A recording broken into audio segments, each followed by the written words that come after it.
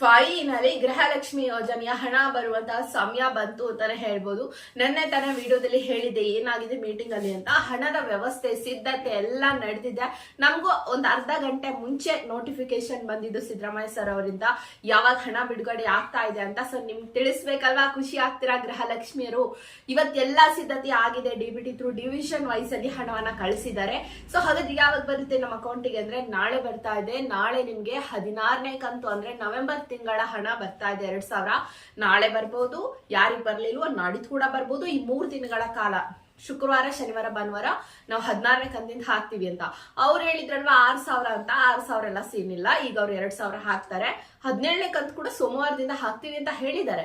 ಆದ್ರೆ ನಂಗೆ ಗೊತ್ತಿಲ್ಲ, ಹಣ ಬಂದ್ಮೇಲೆ ಗೊತ್ತಾಗುತ್ತೆ. ನಿಮ್ಗೂ ಕೂಡ ಹೇಳಿ ಪಾಪ, ನೀವು ಏನೇನೋ ಕಮಿಟ್ಮೆಂಟ್ ಮಾಡ್ಕೊಳಕ್ ಹೋಗ್ಬೇಡಿ. ಆದ್ರೆ 16ನೇ ಕಂತು ಬರೋದು ನಿಜ. 17ನೇ ಕಂತು ಕೂಡ ಸೋಮವಾರದಿಂದ ಹಾಕ್ತಿವಿ ಅಂದಿದ್ರೆ ಕೊಟ್ರೆ ಇನ್ನೂ ಡಬಲ್ ಖುಷಿ ಅಂತಾನೆ ಅನ್ಕೋಬೇಕು ನಾವು. ಸೊ ತುಂಬಾ ಖುಷಿ ಆಗುತ್ತೆ. ಸಾಕಷ್ಟು ಜನರಿಗೆ ಅದು ಹೆಲ್ಪ್ ಆಗುತ್ತೆ ಅಲ್ವಾ. ಸೊ ಬರೋದಂತೂ ಕಾಯಂ. ಬಂದವರು ತಪ್ಪದೆ ಕಮೆಂಟ್ ಮಾಡಿ ತಿಳಿಸಿ ಆಯ್ತಾ ನಮಗೆ ಬಂದಿದೆ ಅಂತ ಡಿಸ್ಟ್ರಿಕ್ಟ್ ವೈಸ್ ಅಲ್ಲಿ. ಅಂಡ್ ಇನ್ನ ಅನ್ನಭಾಗ್ಯ ಯೋಜನೆ ಅಕ್ಕಿ ಹಣ ಏನ್ ಬರ್ತಾ ಇತ್ತಲ್ಲ, ಇನ್ ಮುಂದೆ ಅದು ಕೊಡೋದಿಲ್ಲ, ಅಕ್ಕಿ ಕೊಡ್ತಾರೆ ಅನ್ನೋದ್ರ ಬಗ್ಗೆ ಮಾಹಿತಿ ಸಿಕ್ಕಿದೆ.